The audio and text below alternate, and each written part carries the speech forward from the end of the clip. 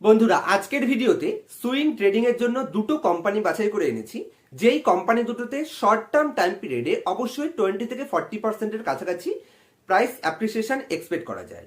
Current মার্কেটে আমরা already বুল মার্কেটের মধ্যে রয়েছি, তো মার্কেট যদি পজিটিভ সেন্টিমেন্টে থাকে তাহলে ডেফিনেটলি কোম্পানিগুলোতে কারেন্ট মার্কেট প্রাইস থেকেও ভালো একটা প্রাইস অ্যাপ্রিসিয়েশন এক্সপেক্ট করা যায়। তো যে দুটো কোম্পানি বাছাই করে এনেছি, কোম্পানির বিজনেস মডেল শর্টে ডিসকাস করার চেষ্টা করব এবং ভ্যালুয়েশন ডিসকাস করার চেষ্টা করব। কেন আমি মনে করছি কোম্পানিগুলো শর্ট টার্মে ভালো রিটার্ন দিতে পারে সেই পয়েন্টসগুলো ডিসকাস করার চেষ্টা করব। যেইটুকু পয়েন্টস বিগিনার ইনভেস্টরদের একটা কোম্পানিতে ইনভেস্ট করার আগে জানা উচিত, এবং আমি যেটুকু পয়েন্টস ডিসকাস করব এইটুকুতেই আপনারা ইজিলি কোম্পানিতে কনফিডেন্স পাবেন এবং আপনারা ইজিলি বুঝতে পারবেন যে কেন কোম্পানি দুটোকে আমি বাছাই করে এনেছি। তো কোম্পানি দুটোর বিজনেস মডেল এবং ইম্পর্টেন্ট রেশিওগুলো নিয়ে ডিসকাস করার আগে যদি এই চ্যানেলে নতুন থাকেন অবশ্যই চ্যানেলটিকে সাবস্ক্রাইব করে নেবেন এবং পুরো ভিডিওটি দেখবার পরে যদি আপনাদের মনে হয় যে এই ভিডিওটা থেকে কিছুটা হলেও পজিটিভ নলেজ গেইন হয়েছে তাহলে অবশ্যই ভিডিওটিকে লাইক করতে ভুলবেন না। তো সবার প্রথম কোম্পানিটা আমি ইন্স্যুরেন্স সেগমেন্ট থেকে বাছাই করে এনেছি, যেখানে এই কোম্পানিটা ইন্ডিয়ার নন লাইফ ইন্স্যুরেন্স সেগমেন্টে মার্কেট লিডিং পজিশন হোল্ড করে এবং কোম্পানির ডোমেস্টিক মার্কেটের পাশাপাশি ফরেন মার্কেটেও 28খানা কান্ট্রি থেকে বিজনেস রান করে থাকে। যেখানে কোম্পানির বিজনেস যদি বলতে হয় তাহলে কোম্পানি, আমি আগেই বললাম যে কোম্পানির নন লাইফ ইন্স্যুরেন্স সেগমেন্ট থেকে বিলং করে। যেখানে কোম্পানির বিজনেস যদি বলতে হয় তাহলে কোম্পানি মোটর ভেহিকেল ইন্স্যুরেন্স করে থাকে, হেলথ ইন্স্যুরেন্স করে থাকে, এছাড়া কোম্পানি লাইবিলিটিস ইন্স্যুরেন্স করে থাকে, মোটর ইন্স্যুরেন্স করে থাকে, ফায়ার ইন্স্যুরেন্স করে থাকে। মানে নন লাইফ ইন্স্যুরেন্স সেগমেন্ট থেকে কোম্পানি মেইনলি বিজনেস করে থাকে। এবং কোম্পানির ডোমেস্টিক মার্কেটের পাশাপাশি ফরেন মার্কেটে যে 28টা কান্ট্রি থেকে বিজনেস করে থাকে, যার মধ্যে আবুধাবি রয়েছে, তাছাড়া অস্ট্রেলিয়া রয়েছে, দুবাই রয়েছে, ফুজি রয়েছে, হংকং রয়েছে, অস্ট্রেলিয়া রয়েছে, নিউজিল্যান্ড রয়েছে, জাপান রয়েছে, এছাড়া ইউকে রয়েছে এবং থাইল্যান্ড রয়েছে। আমি শুধু ইম্পর্টেন্ট কান্ট্রিগুলোই আপনার সাথে ডিসকাস করার চেষ্টা করলাম।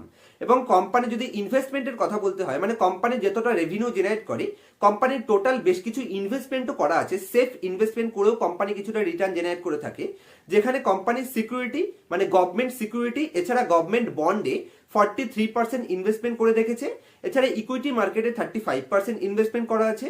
তাছাড়া ইনফ্রা এবং হাউজিং সেগমেন্টে 12% ইনভেস্টমেন্ট করা আছে এবং আদার্সে কোম্পানির 10% ইনভেস্টমেন্ট করা আছে। এবং যদি কোম্পানির বেশ কিছু ইম্পর্টেন্ট রেশিও বলতে হয় তাহলে কোম্পানিটা কেন আমি বাছাই করেছি, সবার প্রথম পয়েন্টস, কোম্পানি যদি আপনি শেয়ার প্রাইস দেখেন তাহলে 140 টাকাতে ট্রেড করছে, যার এগেনস্টে যদি আপনি কোম্পানির বুক ভ্যালু দেখেন তাহলে 167 টাকাতে ট্রেড করছে। মানে প্রাইস টু বুক ভ্যালু অনুযায়ী কোম্পানি একের কম প্রাইস টু বুক রেশিওতে ট্রেড করছে। সুতরাং ইজিলি আমরা এখান থেকে 170-এর আশেপাশে প্রাইস অ্যাপ্রিসিয়েশন এক্সপেক্ট করতে পারি, যেখানে 140 থেকে 170-এর কাছাকাছি টার্গেট তো ইজিলি রাখা যেতে পারে। এবং যেভাবে পিএসইউ কোম্পানিগুলো পারফরমেন্স করছে, যেভাবে মার্কেট বুলডানে আছে, আমি মনে করি কোম্পানিটা ইজিলি এখান থেকে শর্ট টার্ম টাইম পিরিয়ডে একটা ভালো রিটার্ন দেওয়ার পোটেনশিয়াল রয়েছে। যদি কোম্পানির এখানে আর কিছু ইম্পর্টেন্ট পয়েন্টস এর কথা বলতে হয়, যেখানে কোম্পানি যদি আপনি কোয়ার্টারলি বেসিসে রেভিনিউ দেখেন তাহলে ইয়ার অন ইয়ার বেসিসে company highest ever revenue post করেছে। এবং প্রফিট অ্যান্ড লস স্টেটমেন্ট যদি আপনি দেখেন তাহলে কন্টিনিউয়াসলি কোম্পানির রেভিনিউ ইনক্রিজ হচ্ছে, যেখানে 42,000 কোটি টাকা হাইস্ট এভার রেভিনিউ কোম্পানির ট্রেলিং 12 মান্থে পোস্ট করে রেখেছে। এবং যদি আপনি বটম লাইনে চলে যান, মানে কোম্পানির নেট প্রফিটে চলে যান, তাহলে company highest ever net profit বর্তমানে পোস্ট করে আছে লাস্ট 3 বছর টাইম পিরিয়ডে। এবং যদি প্রিভিয়াস দেখেন তাহলে প্রিভিয়াসে অবশ্যই কিছুটা ইনক্রিজ হয়ে গেছিল। জানেন যে প্যান্ডেমিকের কারণে এই সেগমেন্টটা একটু ডাউন ট্রেন্ড এসেছে, যে কারণে কোম্পানির টপ লাইনে কোনো প্রবলেম নেই, শুধু বটম লাইনে সামান্য পরিমাণে ডাউন ট্রেন্ডের জন্য। যদিও 3-4 বছরের মধ্যে হাইস্ট এভার রেভিনিউতে রয়েছে, কিন্তু হিস্ট্রিক্যাল যদি আপনি রেভিনিউ মানে বটম লাইন দেখেন তাহলে এখানে সামান্য ডিক্রিজ এসেছে। এটা নিয়ে কোনো চিন্তা করার বিষয় নেই। কোম্পানি স্ট্রং বিজনেস সেগমেন্ট থেকেও বিলং করে এবং কোম্পানি যে সেগমেন্টের থেকে রান করে সেই ওভারঅল সেগমেন্টে নিয়ার ফিউচারে হিউজ পরিমাণে গ্রোথ পোটেনশিয়াল অ্যাভেলেবেল রয়েছে। এবং যদি কোম্পানির শেয়ার হোল্ডিং প্যাটার্নে চলে যান তাহলে রিটেল পাবলিকের কাছে, আপনার আমার মতন ইনভেস্টরের কাছে মাত্র 1.9% স্টেক রয়েছে।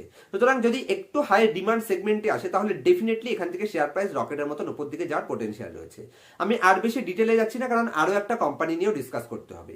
আপনারা নিজেরা একটি অ্যানালাইসিস করে নেবেন, আর যদি কোনো ডাউটস থাকে আমার সাথে ক্লিয়ার করতে পারবেন কমেন্টসের মাধ্যমে। আমি প্রত্যেকটা কমেন্টসে রিপ্লাই দেওয়ার চেষ্টা করি। এবং আজকে সিলেকশনের সেকেন্ড কোম্পানি, যে কোম্পানিটার ইনফ্রাস্ট্রাকচার সেগমেন্ট থেকে বিলং করে এবং পিএনসি ইনফ্রা প্রজেক্ট। তো পিএনসি ইনফ্রা কোম্পানিটার মধ্যে গ্রেট প্রাইস অ্যাপ্রিসিয়েশন এক্সপেক্ট করা যায়। যদিও কোম্পানিটা শর্ট রানে একটু রিটার্ন দিয়েছে, কিন্তু এখান থেকেও রিটার্ন দেওয়ার পোটেনশিয়াল আছে বলে আমি মনে করছি। ওভারঅল ইনফ্রাস্ট্রাকচার সেগমেন্টে কেন গ্রোথ করবে নিশ্চয়ই আপনি ইজিলি বুঝতে পারছেন, এই নিয়ে আমি আর বেশি ডাউট রাখছি না। কারণ ইন্ডিয়াতে ইনফ্রাস্ট্রাকচার যদি আপনি বাজেট দেখেন কন্টিনিউয়াসলি ইনক্রিজ হচ্ছে এবং নেক্সট 5 বছরের জন্য অবশ্যই এই টোটাল ইনফ্রা কোম্পানিগুলো ভালো পারফরমেন্স করার পোটেনশিয়াল রয়েছে। যেখানে পিএনসি ইনফ্রা কোম্পানি যদি বলতে হয় তাহলে কোম্পানির বিজনেস মডেল কি আছে, ইনফ্রাস্ট্রাকচার ডেভেলপমেন্ট কোম্পানি করে থাকে, এছাড়া কনস্ট্রাকশন করে থাকে, তাছাড়া ম্যানেজমেন্ট সার্ভিস কোম্পানি দিয়ে থাকে এবং ওয়াটার সাপ্লাই সেগমেন্টেও কোম্পানি কাজ করে থাকে। যেখানে কোম্পানি যে মেন কাজগুলো করে থাকে সেখানে হাইওয়ে সেগমেন্টে মানে হাইওয়ে প্রজেক্ট কোম্পানি নিয়ে থাকে, তাছাড়া কোম্পানি ব্রিজ তৈরি করে থাকে, এছাড়া ফ্লাইওভার তৈরি করে থাকে, তাছাড়া কোম্পানি পাওয়ার ট্রান্সমিশন সেগমেন্ট থেকেও কাজ করে থাকে, এয়ারপোর্ট রানওয়ে তৈরি করে থাকে, তাছাড়া কোম্পানি ওয়াটার ট্রিটমেন্ট মানে ওয়াটার সাপ্লাই সেগমেন্ট থেকেও কোম্পানি বিলং করে থাকে। মানে company first class diversify business portfolio manage করে এবং এই ওভারঅল সেগমেন্টে নিয়ার ফিউচারে হিউজ পরিমাণে অপরচুনিটি রয়েছে। যদি বর্তমানে কোম্পানির পি রেশিও দেখেন তাহলে কোম্পানির 15 পিতে অ্যাভেলেবেল আছে, যেটা যদি আপনি কোম্পানির মিডিয়ান পি রেশিওতে যান লাস্ট 10 বছরের মিডিয়ান পিও এরকম 15.5-এর আশেপাশে রয়েছে। সুতরাং ভ্যালুয়েশন হিসেবে তো কোম্পানি গ্রেট পজিশনে রয়েছে এবং ওভারঅল সেগমেন্টে অপরচুনিটিও রয়েছে। কোম্পানি একটা ভালো রিটার্নও জেনারেট করতে পারে, কোম্পানির রিটার্ন রেশিও ভালো আছে, company 16% return on equity generate করে। এবং যদি আপনি কোম্পানির সেলস দেখেন তাহলে company highest ever sales post করে আছে এবং highest ever net profit company post করে আছে। খুব বেশি ডিটেলসে গেলাম না, আপনারা নিজে থেকে একটু অ্যানালাইসিস করে নেবেন। তবে বলে দিচ্ছি এই যে দুটো কোম্পানিতে ইনভেস্ট করার অপরচুনিটি আছে তার মানে কোনো ধরনের বাই অথবা সেল রিকমেন্ডেশন হিসেবে নেবেন না, শুধুমাত্র এডুকেশনাল পারপাস কেন আমি মনে করছি কোম্পানিগুলো ভালো পারফরমেন্স করতে পারে খুব শর্টে সেটা ডিসকাস করার চেষ্টা করলাম। যদি পিএনসি ইনফ্রা কোম্পানিটা নিয়ে আর কিছু ইম্পর্টেন্ট পয়েন্টস বলতে হয়, যেখানে কোম্পানির আরওই তো বলেই দিয়েছে 16% এবং কোম্পানি ধারের টাকাটা নিয়েও কিন্তু ভালো রিটার্ন জেনারেট করতে পারে। যেটা কি করে বুঝতে পারবো, কোম্পানির রিটার্ন অন ক্যাপিটাল এমপ্লয়েড 15%-এর কাছাকাছি জেনারেট করে এবং এখানে একটু চিন্তার বিষয় আছে, সেটা হচ্ছে কোম্পানির ডেট টু ইকুইটি রেশিও 1.47% রয়েছে। তবে মাথায় রাখতে হবে ইনফ্রা কোম্পানির ক্ষেত্রে ডেট টু ইকুইটি রেশিও একটু বেশি থাকতে পারে, এখানে নেগেটিভ সাইন কিছুই নেই। কারণ ইনফ্রা কোম্পানির ক্ষেত্রে পাওয়ার কোম্পানির ক্ষেত্রে এই সমস্ত কোম্পানির ক্ষেত্রে ডেট অনেক বেশি প্রয়োজন হতে পারে, এটা নর্মাল বিষয়। যেহেতু ইনফ্রা কোম্পানিতে ডেট থাকতে পারে তাই এটা নিয়ে চিন্তা করার বিষয় নেই, আমি মনে করি প্রাইস অ্যাপ্রিসিয়েশন ইজিলি এক্সপেক্ট করা যেতে পারে। যদি আপনি পিএনসি ইনফ্রা কোম্পানিটার প্রোমোটার সেগমেন্ট দেখেন মানে কোম্পানির শেয়ার হোল্ডিং প্যাটার্ন দেখেন তাহলে লেটেস্ট 5টা কোয়ার্টারে প্রোমোটারের কাছে 56% স্টেক ছিল, এখনো 56% স্টেক রয়েছে। এবং যদি আপনি সেম টাইম পিরিয়ডে এফআইআই স্টেক দেখেন যেখানে এফআই এর কাছে 10% স্টেক ছিল তারাও এখনো 10%-এই হোল্ড করে আছে এবং ডিআই এর কাছে যেটা 28% স্টেক ছিল সেটা এখন 29%-এর আশেপাশে রয়েছে, 28.5%। এবং পাবলিকের কাছে 5% স্টেক ছিল, এখনো 5%-ই স্টেক রয়েছে। সুতরাং শেয়ার হোল্ডিং প্যাটার্নও এখানে ভালো রয়েছে, company highest ever net profit post করে রেখেছে, highest ever top line post করে রেখেছে। তো প্রত্যেকটা পজিটিভ সাইন কোম্পানির মধ্যে অ্যাভেলেবেল আছে এবং ওভারঅল সেগমেন্টেই গ্রোথ অপরচুনিটি আছে। তো আশা করছি দুটো কোম্পানি কেন বাছাই করেছি ইজিলি আপনার সাথে ক্লিয়ার করতে পেরেছি। তারপর যদি কোনো ডাউটস থাকে আমার সাথে কমেন্টস করতে পারেন।